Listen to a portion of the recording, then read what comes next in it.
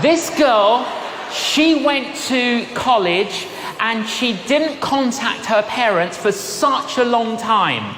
And then she felt really bad about not contacting her parents, so she decided to write a letter to her parents to kind of explain the reason why she's not been in touch with her parents for such a long time.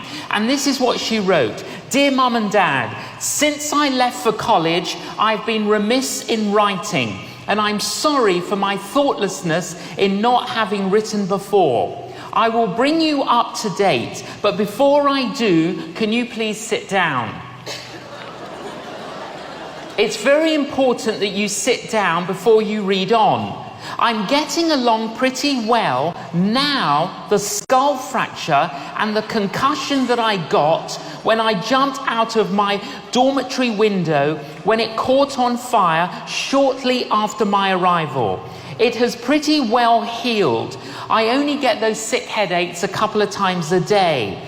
Fortunately, an attendant at the gas station witnessed the fire in my dormitory and the jump. He ran over, took me to hospital, and continued to visit me there. When I got out of the hospital, I had nowhere to live because of the burnt out conditions of my room, so he was kind enough to invite me to share his basement bedroom apartment with him. It's sort of small, but very cute. He is a very fine boy, and we have fallen deeply in love. And we are planning to get married. We haven't set the exact date yet, but it will be before my pregnancy begins to show.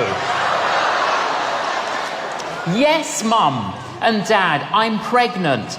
I know how much you are looking forward to being grandparents, and I know you will welcome the baby and give it the same tender care and devotion that you gave me when I was a child.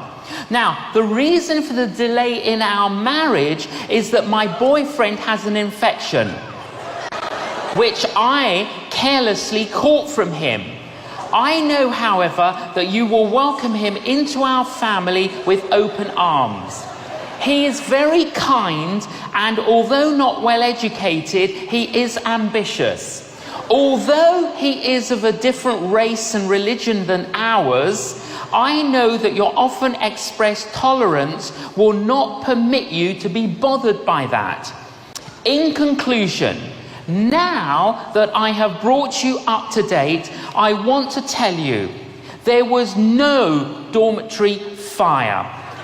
I did not have concussion or skull fracture. I was not in the hospital, and I am not pregnant. I do not have an infection, and there is no boyfriend in my life. However, I have failed all my exams.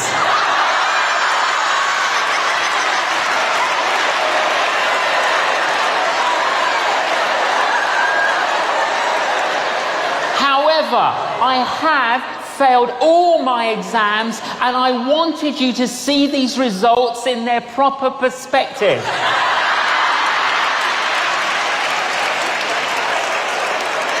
Now, you see, perspective is very, very important, because if she had written, Dear Mum and Dad, I'm sorry I've not been in touch, I've failed all my exams. You can imagine the parents, you failed your exams. What do you mean you failed your exams?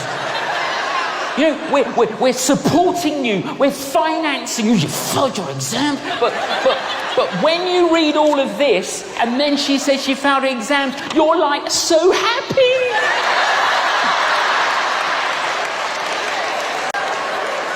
She only failed her exams. Perspective is very, very important.